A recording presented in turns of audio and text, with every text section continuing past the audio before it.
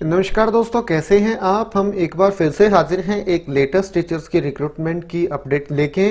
काफ़ी दिनों के बाद रेगुलर बेसिस की टीचर्स रिक्रूटमेंट हमें देखने को मिल रही है। काफ़ी सारे अलग अलग सब्जेक्ट्स के लिए ये रिक्रूटमेंट है। ये देखिए, आपको यहाँ सब्जेक्ट दिखाई भी दे रहे होंगे। ये ऑफिशियल नोटिफिकेशन की ही इमेज मैंने यहाँ पे लगाई है। इनके लिए जो अपर एज लिमिट वो 42 साल है अनरिजर्व कैटेगरी के कैंडिडेट्स के लिए। कैटेगरी के अकॉर्डिंग इसमें छूट भी मिल जाएगी। पे स्केल है 47,600 से 1,51,100। ऑफिशियल नोटिफिकेशन जारी हो चुका है। ऑनलाइन मोड में ही आपको इन पदों के लिए अप्लाई करना है। तो ठीक है, इस रिक्रूटमेंट की सारी जानकारी इसके ऑफिशियल डिटेल्ड नोटिफिकेशन और ऑफिशियल वेबसाइट के माध्यम से आपको प्रोवाइड कराई जाएगी।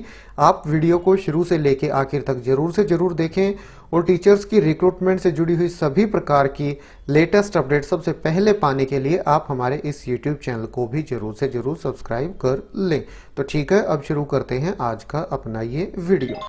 सबसे पहले पदों का विवरण देखिए, ताकि आपके काम की इसमें वैकेंसी न हो तो फिर आगे देखने की आवश्यकता ही न हो आपको। हिंदी के कुल पद हैं 84। कैटेगरी के अकॉर्डिंग आप देख लीजिए और अनारक्षित भी देख लीजिए, क्योंकि अगर आप राज्य से बाहर से आवेदन करेंगे तो आप अनारक्षित में ही आएंगे। अंग्रेजी के 74 हैं, संस्कृत के 21 हैं, भौतिक शास्त्र के 64 हैं, रसायन शास्त्र के 57, गणित के 30, जीव विज्ञान के 49, नागरिक शास्त्र के 43, अर्थशास्त्र के 78, इतिहास के 10, भूगोल के 22, समाजशास्त्र के 9, कला 1, मनोविज्ञान 1 और कृषि की 1 वैकेंसी है। तो टोटल 544 वैकेंसियां ये हो गई।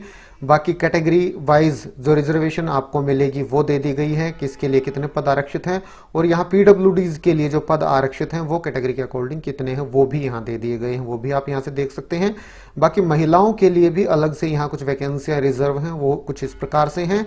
हिंदी की 4, अंग्रेजी 1, भौतिक शास्त्र 2, रसायन शास्त्र 5, गणित 4, जीव विज्ञान 5, अर्थशास्त्र 5, भूगोल 1।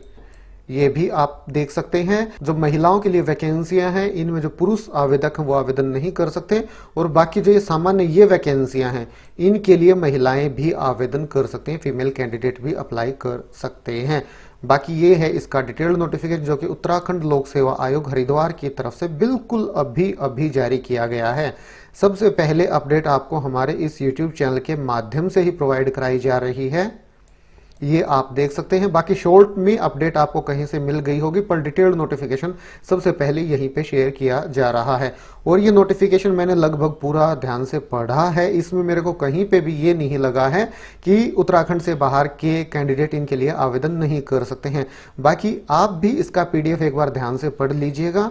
मैं भी दोबारा से देख लूंगा ये वीडियो अपलोड करने के बाद। अगर कहीं ऐसा कुछ मेरे को लगेगा कि उत्तराखंड से बाहर के आवेदन नहीं कर सकते हैं तो मैं नीचे कमेंट करके बता दूंगा, कि अगर आपको इन्फॉर्मेशन मिल जाए, कहीं से पता लग जाए कि बाहर से जो कैंडिडेट हैं वो आवेदन नहीं कर सकते, तो आप भी वीडियो के नीचे कमेंट कर दीजिए, ताकि और किसी का फिर समय बिल्कुल भी खराब न हो, वो कमेंट पढ़ के और वीडियो वही छोड़ दें। विज्ञापन की प्रकाशन तिथि 12/10/2020। आज 9 तारीख को वैसे अपलोड कर दिया गया है, ऑफिशियल वेबसाइट से ही मैंने ये डाउनलोड किया है। ऑनलाइन आवेदन अंतिम तिथि है वो है 1 नवंबर 2020 रात्रि 11:59 तक है, और आवेदन शुल्क भी आप 1 नवंबर 2020 रात्रि 11:59 तक ही जमा करा सकते हैं। और ऑनलाइन अप्लाई करने के बाद आपको इनकी हार्ड कॉपी भी सेंड करनी होगी, जो कि आपको 16 नवंबर 2020 शाम 6 बजे तक हर हाल में पहुंचा देनी है। ये देखिए, ऑनलाइन आवेदन पत्र के स्व हस्ताक्षरित प्रिंट आउट के साथ शाखावार विषयवार पृथक पृथक समस्त अनिवार्य शैक्षणिक अर्हता एवं अन्य अभिलेख जमा करने की अंतिम तिथि। इसके बाद कुछ अति महत्वपूर्ण निर्देश दिए गए हैं, ये भी आप ध्यान से पढ़ लीजिएगा। और अगर आप एक से ज्यादा पदों के लिए अप्लाई करते हैं तो हर एक पद के लिए आपको अलग अलग एप्लीकेशन फीस इसमें जमा करानी होगी। एप्लीकेशन फीस का विवरण आपको इस नोटिफिकेशन में नीचे दिया गया है, वो भी हम शेयर करेंगे कैटेगरी के अकॉर्डिंग किसको कितनी एप्लीकेशन फीस जमा करानी है। इसके बाद आगे चलते हैं इसी नोटिफिकेशन में। ये देखिए, शैक्षणिक योग्यताएं दी गई हैं, पद का नाम दिया गया है, अनिवार्य शैक्षणिक योग्यताएं और अधिमानी अर्हताएं यहाँ दे दी गई हैं। पद का नाम है प्रवक्ता समाजशास्त्र, भूगोल, अर्थशास्त्र, इतिहास, भौतिक शास्त्र, रसायन शास्त्र, गणित, मनोविज्ञान और अंग्रेजी। तो PGT टीचर्स की ये वैकेंसियां हैं।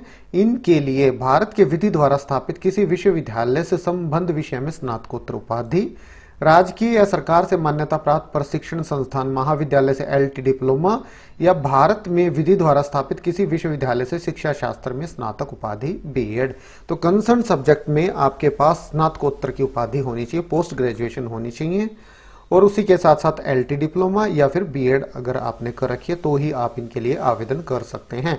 इसके बाद प्रवक्ता नागरिक शास्त्र के लिए भारत में विधि द्वारा स्थापित किसी विश्वविद्यालय से राजनीतिक शास्त्र में स्नातकोत्तर उपाधि, उसी के साथ साथ एलटी डिप्लोमा और बीएड भी अगर आपने कर रखी है तो आप आवेदन कर पाएंगे। प्रवक्ता जीव विज्ञान के लिए भारत में विधि द्वारा स्थापित किसी विश्वविद्यालय से वनस्पति विज्ञान या जंतु विज्ञान में स्नातकोत्तर उपाधि, राजकीय सरकार से मान्यता प्राप्त प्रशिक्षण संस्थान से एलटी डिप्लोमा या फिर बीएड।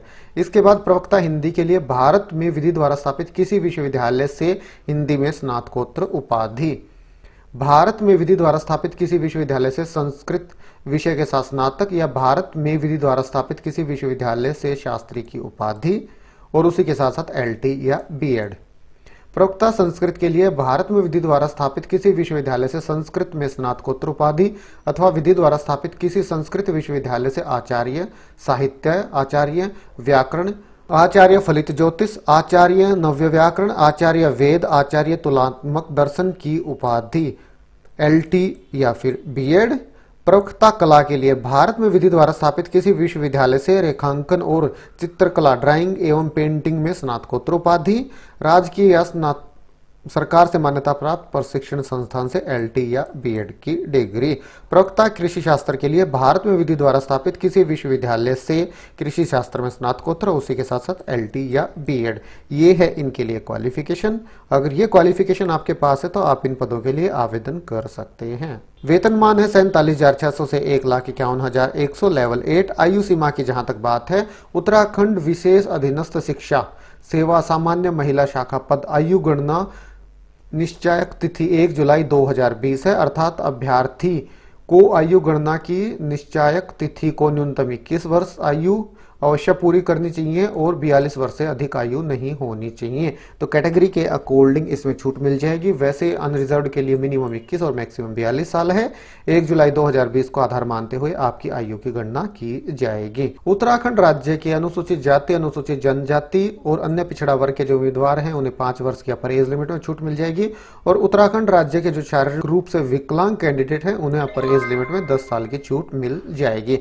राष्ट्रीयता देखिए, यहाँ आपके सारे डाउट क्लियर हो जाएंगे कि कौन कौन इनके लिए आवेदन कर सकता है।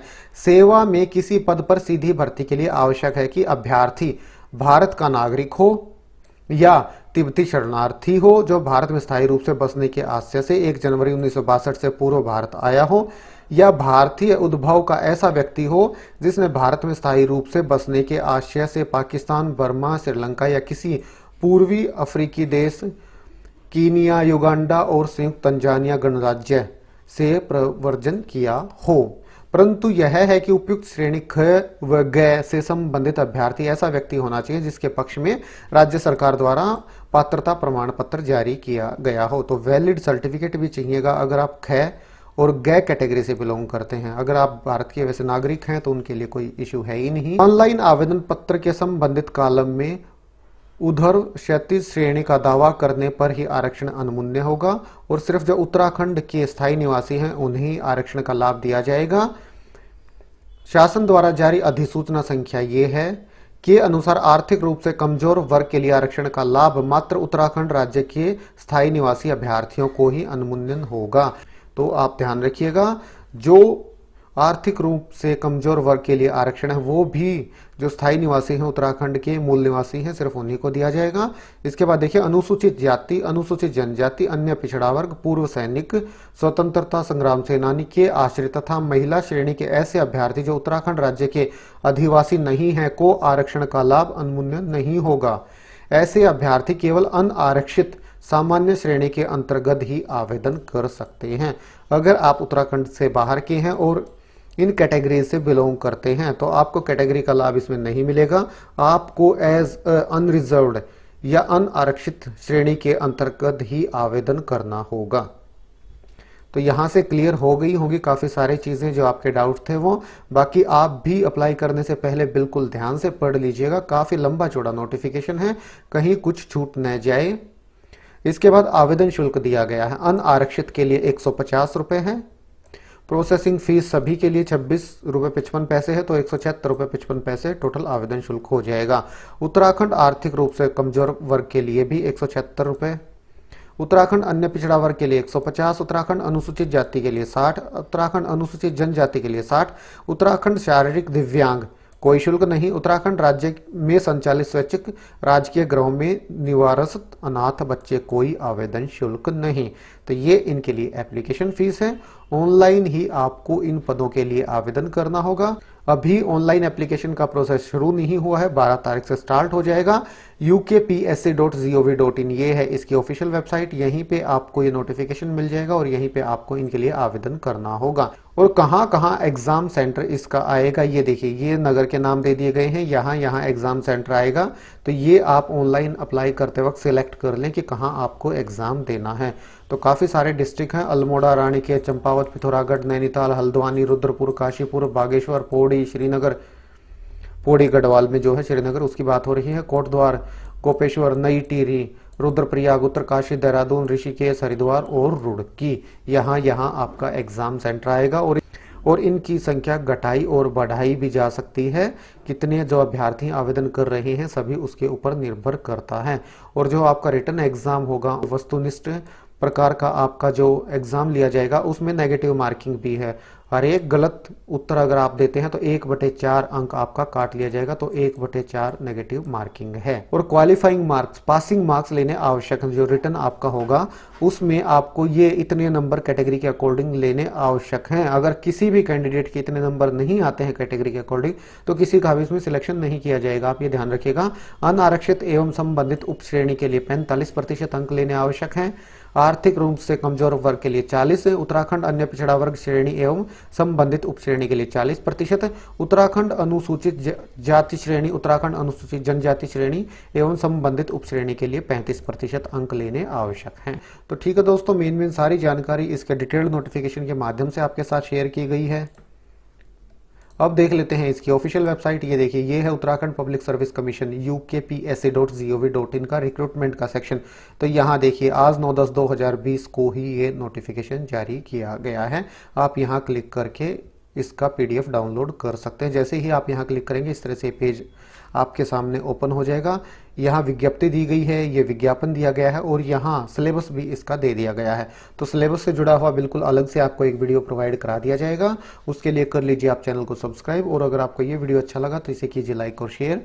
तो ठीक है, फिर मिलते हैं किसी नए वीडियो के साथ, तब तक के लिए नमस्कार।